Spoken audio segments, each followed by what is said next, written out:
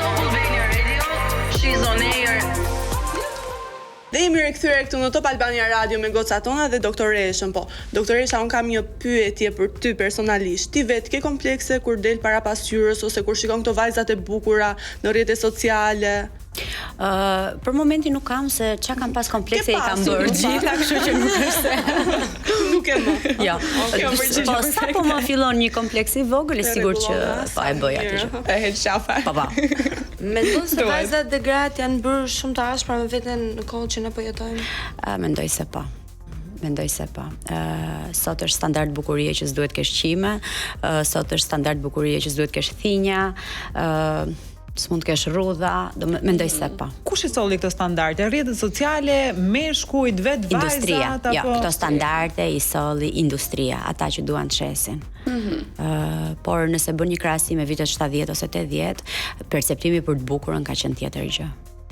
Atëherë, me që jemi tek perceptimi për të bukurën, vajzat e vogla sot po hasin probleme pikërisht për këto që shfaqen në rrjetet sociale, ato që ti sapo përmende, çfarë shet industria.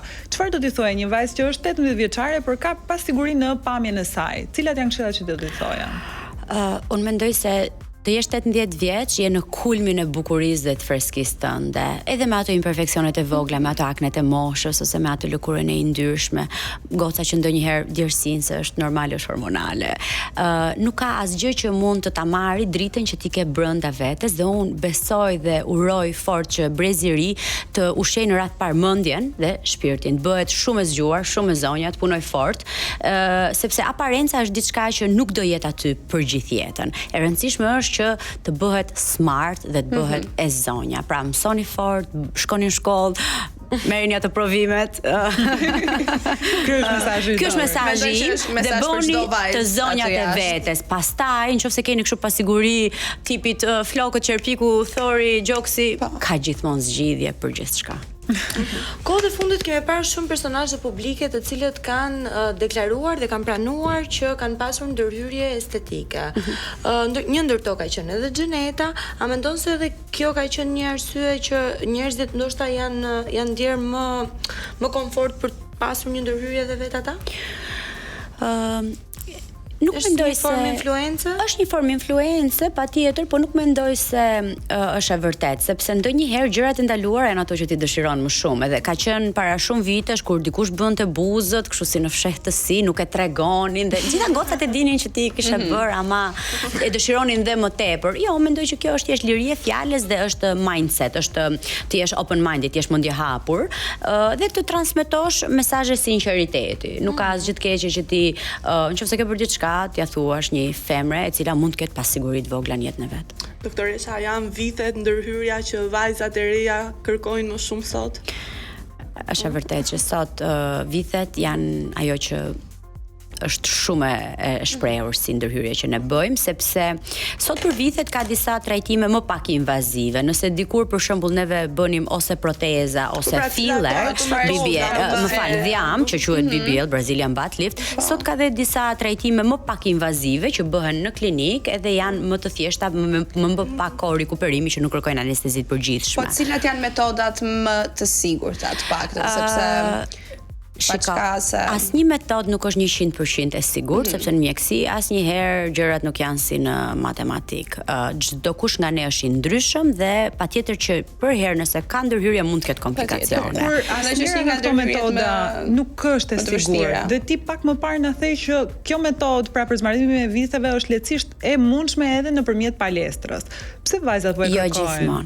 Jo gjithmonë. Stelina, jo gjithmonë. Jo? Ja. Ti nuk mund ta vesh vite perfekte nëse ushtrohesh. Varet shumë nga anatomia. Varet shumë nga anatomia. Për shembull, pjesa e hip dipsave nuk arrin asnjëherë sepse aty s'ka muskul, vetë nga mënyra se si është i formuar legeni, aty nuk ka muskul. Janë dy thellime.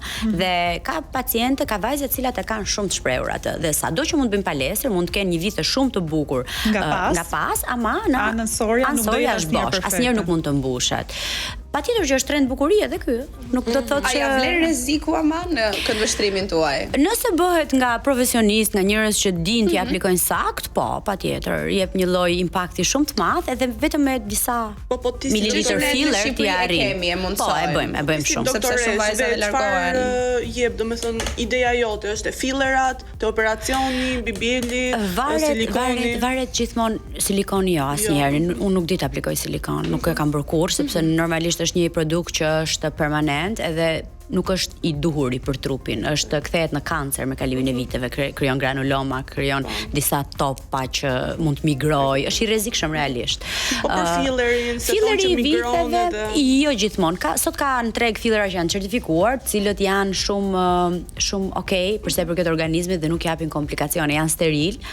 Problemi më i madh i fillerave të viteve është infeksioni, sepse patjetër mënyra aplikimi, ato që duhet të jesh safe dhe duhet të jesh mbi muskull dhe mos prekësh vena, arterie, se pastaj bëhet dram, po e rëndësishme shumë është produkti. Edhe në Shqipëri fatkeqësisht qarkullojnë dhe disa fillera cheap që janë shumë të lirë dhe nuk janë të saktë në pastërtinë e tyre, në integritetin që kanë, edhe këto japin her pas here reaksione inflamatore, edhe të menjëhershme, por edhe të më vonta. A ndikon kjo edhe në procesin e rigjenerimit më pas?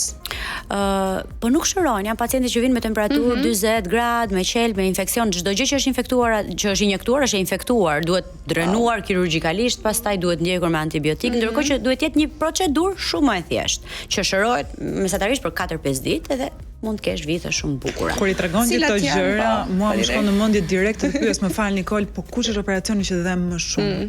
Ai që them shumë për mendimin tim është abdominoplasti, operacioni i rimodelimit të barkut, sepse nuk ka të bëjë vetëm me heqjen e lëkurës barkut edhe me dhjamin e tepërt, por riparohen muskujt, edhe kur qepen ato muskujt që ne bëjmë atë belin kështu kaq si ato korset, e ngushtojmë atë belin, se hapen muskujt. Po shikoj Enxhi në fakt. E kemi parasysh. Po shikoj Enxhi në fakt sepse nuk ka shumë kohë që ka kryer një ndërhyrje të tillë. Po un kam bërë një liposuction të barkut, kam hequr thjesht Lipo shumë e pikërisht thjeshtë. nuk është ajo që the ti dhe nuk ishte aq i vështirë. Jo, realisht. Unë sot bëj 4 javë. Super. Edhe ndjem okay, nuk është nuk Je kam në asnjë dietë? problem. Duhet të rish në dietë drastike? Mirë. Duhet të rish në dietë drastike. Masazhet që Drenazhi limfatik, po, shumë i rëndësishëm dhe ai.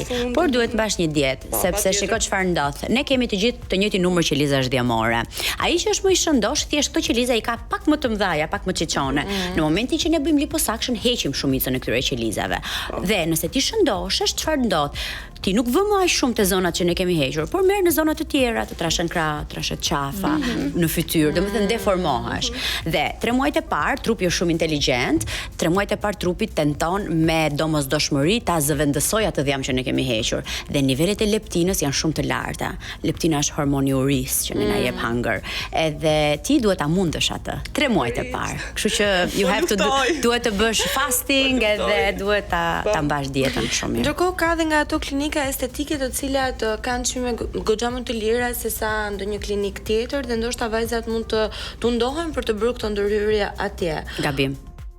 Këtu doja të dilja, sa nga këto vajza mund të kenë ardhur tek juve dhe kanë qenë në atë pikën që të lutem më jep shpëtim 3 në 10 pacient.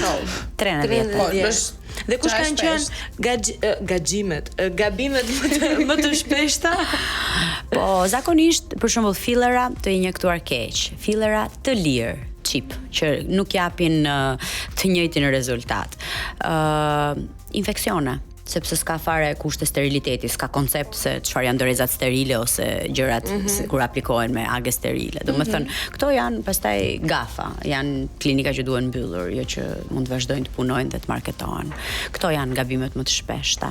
Mirë, një vajzë për shembull që do të bëjë një ndërhyrje në vite, cilat janë ato 3 këshilla që jep ti si doktoresh para se të hyjë në një operacion ose ku diun para se të bëj fillerin, të ketë parasysh. Duhet jetë e shëndetshme, nuk duhet pi cigare, edhe nuk do bëj sport dhe dush sauna masazh palestër për një 3-4 ditë edhe nuk duhet të ekspozohet në diell për një javë 10 ditë derisa të shërohet. plotësisht. Un kam një pyetje, doktoresha, a arrin ti kuptosh gjithmonë vajzat që kanë ndërhyrje nga më e lehta fare, pra qof një filler në buzë, e deri tek ato që janë më të dukshme, që patjetër i kuptojmë dhe ne që nuk merrem me atë punë. I kupton lehtësisht gjithmonë apo të ka ndodhur që ndonjëherë të surprizohesh nga dikush që të ka thënë kam filler në buzë, po e zë, edhe ti nuk e ke kuptuar në ato momente?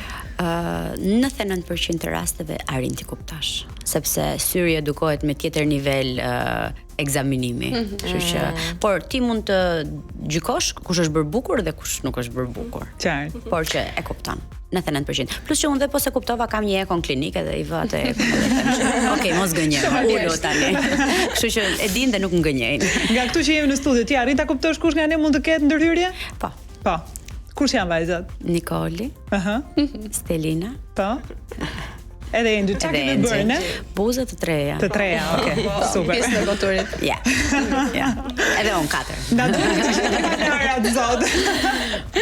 Por shumë natyral, domethënë perfeksion. patjetër. Faleminderit doktoresha, dhe me këtë energji pozitive ne na mbyllim të këtë pjesë sepse kemi akoma për të folur bashkë me ty. Yes. Kështu që do shkëpute për një hapësirë të shkurtër publicitare dhe kthehemi për akoma më shumë informacione.